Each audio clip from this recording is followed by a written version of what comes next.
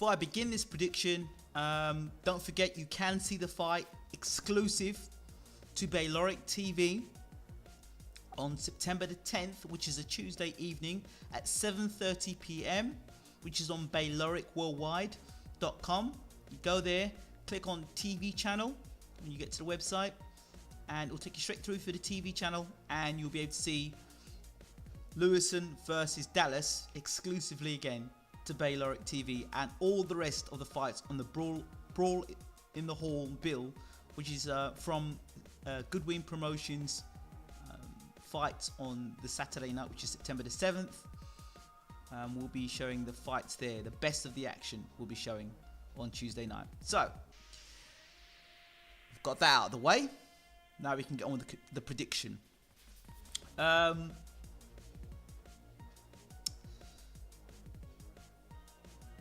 This is one of these fights that generates interest because, you know, you've got two heavyweights who have got decent names. You know, you've got Tom Dallas, who has fought in Britain against Matt Skelton. He's fought against what's his name, David Price, and you know who Torhamer is as well. And despite, you know, Tom Dallas is one of those guys on the way up. Everyone's talking about, yeah, Tom Dallas is, you know, he's another hope for Britain. He's another potential world beater, knocking everybody out. And then he sort of hit that point in his career where he got knocked out. Basically, he got hit on the chin and got knocked out. And he, you know, and since that point, you know, he fought David Price. I believe I think he had 2 weeks' notice. Why he would fight David Price with only 2 weeks' notice, I don't know. And David Price dispatched him in 2 rounds. He went and fought Torhamer, and Torhamer stopped him in a round, and he fought Matt Skelton. And at one point, if you go back and watch the fight, in his corner, Tom Dallas is turned around and saying to his trainer, "I'm tired, I'm knackered, I really don't want this." And that's against a Matt Skelton who hadn't boxed for almost, I believe, 2 years. Matt Skelton was at 45 at the time. When he got stopped, Dallas got stopped by Matt Skelton. And I remember Steve Holdsworth of Eurosport commentating on the fight the night, and he said, if you can't get past a 45-year-old Matt Skelton, your career's going nowhere. Well, you know, since then, Dallas has come back and had 2 wins. I think one's a points win and a knockout victory.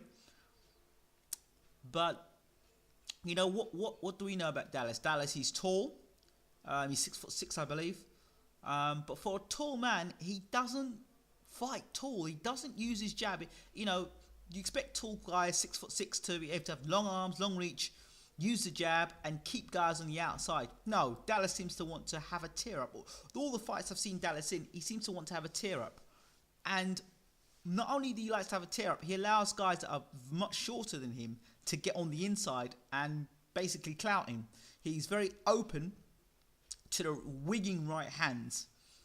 You watched the Matt Skelton fight. Matt Skelton was able to walk in very quickly and unload with big right hands over the top, and Dallas at no point in time had no sort of way of dealing with that. Yeah, Dallas does carry some pop at 6'6" and 240-pound plus heavyweight at 6'6". You expect him to have a bit of pop in his punch, but.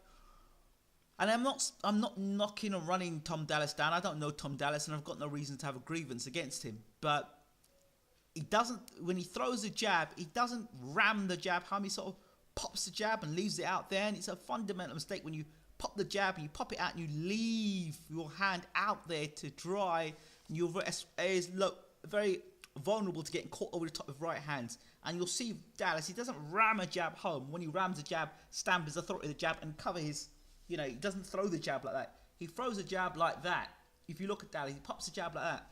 And sometimes he leaves the jab out there, allowing fighters to land the right hand over the top. And Dallas doesn't block here when he just allows you to get caught with the right hand. So, I don't know if it's about Dallas having a weak chin. I just think Dallas gets hit too often on it, as shown with and against big punches. The worrying sign is Matt Skelton, 45 years old, or however old he is, isn't a known big puncher. Okay, you know, David Price is a big puncher. I don't think Torhamer was a big puncher either. So, he's had 3 KO losses in his 17 fights. So for me, Dallas is very upright, very, very upright, almost too upright and not using the jab. I mean, the Eastern Europeans, if they're upright, you can see they do bang a jab out. You know, they try and keep distance. But Dallas seems to want to get involved with brawlers, and not really the best thing to be doing, you know, and leaving your chin out to dry. On the flip side, we've got Ian Lewison. Lewison had a very, very, very good amateur career, beating Solis, beating Hellenius, and pushing David Price to the limit in his amateur career. So I think Ian Lewison was ranked number 4 in the world as an amateur. As a professional, I was shocked. I think Lewison's only had about 7 fights.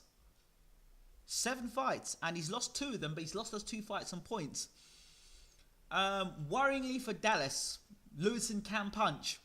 You know, he's short, squat, but packs a punch. He's got decent head movement, and if Lewison can get his head right and Lewison can get himself in shape, Lewison's not one who likes to train. It's a well-documented point. If Lewison gets himself in shape, he could be one of the best heavyweights in the UK, without a shadow of a doubt. Okay, you've got Fury, you've got Hay, you've got Chisora, you've got what's his name, Dillian White, whenever he decides to come back. You know, whatever the situation was that. And I'd put Lewison up there. I would definitely put Lewison up there. But Lewison, as I said, he needs to get his head right and he needs to be dedicated to the sport. Hopefully, being with someone like Don Charles, you know, you hope that Don Charles can turn things around. You know, he's done well with Derek Chisora. He's done well with Wally Camacho, and Lewison did well. He did well against Tina Hoffman. He knocked Tina Hoffman out in the prize fighter, and the fight he lost in prize fight, I would say he won. So, you know, in fact, he's never been knocked out, Lewison. So I believe Lewison takes a good punch, rolls when he comes in.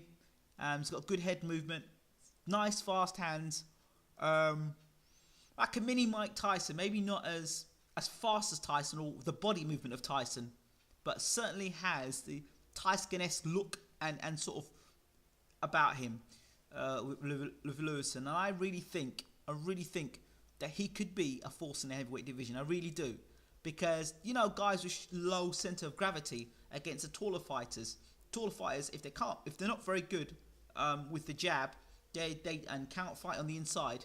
Guys like Lewison can be a threat, and they can be a threat until their gas tank is empty. And even when their gas tank's not empty, they can always chuck an overhand right and knock you over. So short squat guys are very dangerous. So Mike Tyson was an example of that.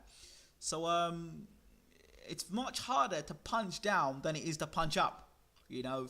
And so I always give Lewison a chance. I think in this fight, it's a bad style for Mr. Dallas, I have to say, because Lewison, even with his stamina problems, is going to be a force to be reckoned with for 4 rounds, at least. And I can't see how Dallas is going to get out of the way of the overhand right of Lewison. I don't see how Dallas is going to deal with Lewison on the inside. Dallas can punch, agreed, but Matt Skelton walked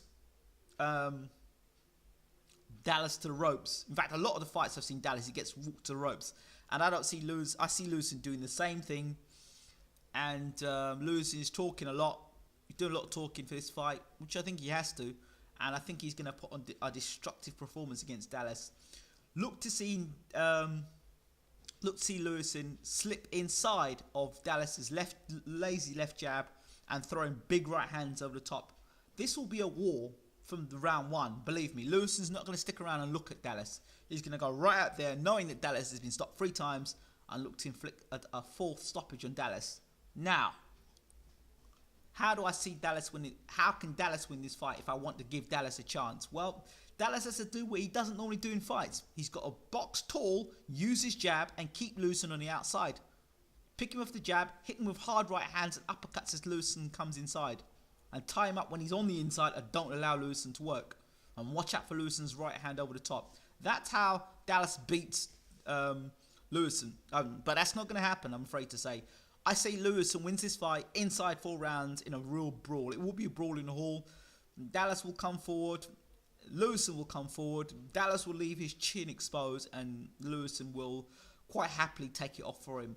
That's the brutal, honest truth about this fight. That's it. It's not about favourites here. It's about just who I think is going to win the fight. And I went to look back at Tom Dallas's fights, and the 3 fights I saw, and these were some fights where he was actually winning. He was getting caught just from the opening bell with right hands. I'm thinking, you know, you get clouted 1 or 2 right hands. Make an adjustment. Keep your hands up. Don't make an adjustment. And fighters fighting patterns. I say this before and I'll say it again. Fighters fighting patterns. You know, and I don't see Dallas's pattern changing. I think Dallas also has a confidence problem there. I look at Dallas and sometimes he sort of reminds me of David Price. Like a poor man. This sounds really bad about Tom Dallas. Like a poor man's David Price. I don't know. It's just like there's something missing with David Dallas. I don't know what it is. I don't know if it's because of what happened with David Price, the knockout defeat there that sort of stalled his career and hasn't really recovered from that. I don't know. Because Dallas, I'm sure he's a nice guy, but I'm afraid to say this is the wrong fight for him. But if he's serious about, you know, moving on to become a serious force in the heavyweight division, he has to rectify the mistakes, and beating Ian Lewison is a way forward to that. Lewison needs to be more active, and this is the start. Being with Steve Goodwin and under Goodwin Promotions and working with Don Charles, I think it's a great move for him and his team, Lewison. And don't forget, you can watch the fight on Bayloric Worldwide TV on Tuesday if you can't get to the fight. Remember, it's exclusive to Bayloric Worldwide. You won't be catching it and watching highlights on any television. It's on Bayloric Worldwide, so check it out and don't miss out. And don't also forget my weekly show, The Boxing Hangout. Every week, again, on Bayloric Worldwide. Check out the page on demand, and there you will see the latest Boxing Hangout episode. This is me, Ingram Jones, from Bayloric Worldwide. Thanks for listening. Take care. Goodbye.